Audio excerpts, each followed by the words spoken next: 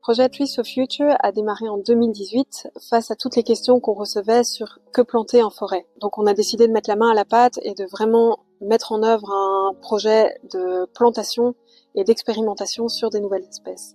Aujourd'hui, nous avons 52 sites qui sont répartis dans toute la Belgique, en Flandre et en Wallonie, et nous avons planté plus de 80 000 arbres.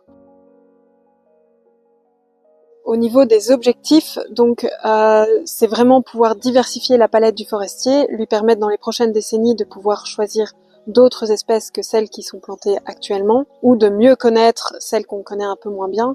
Il y a aussi l'objectif dans le cadre des changements climatiques d'avoir des espèces qui sont adaptées à la fois au climat actuel, mais aussi au climat qui est attendu dans les 50-70 prochaines années. Il y a 3 critères qui nous ont permis de sélectionner les 30 essences qui font partie du projet. Il y a un critère au niveau de la valorisation du bois, donc vraiment continuer à pouvoir avoir des forêts qui fournissent du bois. On est très sensible aussi à l'aspect biodiversité, donc quel va être l'impact de ces espèces au niveau de l'écosystème.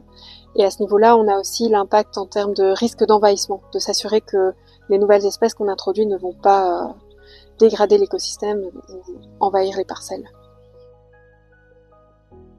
Ici, on a 6 ans de recul sur les premières parcelles que nous avons plantées. C'est beaucoup trop tôt pour pouvoir tirer des conclusions et transmettre des résultats à nos membres, mais on a bon espoir. Les premiers résultats sont encourageants. On a des taux de reprise qui, pour la majorité des espèces, sont bons, plus de 80%. Et sur les 30 espèces que nous avons plantées, il y en a 6 actuellement qui ont un peu plus de sensibilité au gel tardif, Ouais, c'est principalement les gelées tardives qui posent problème, mais voilà, c'est à affiner avec le temps pour mieux cerner les capacités de chaque espèce.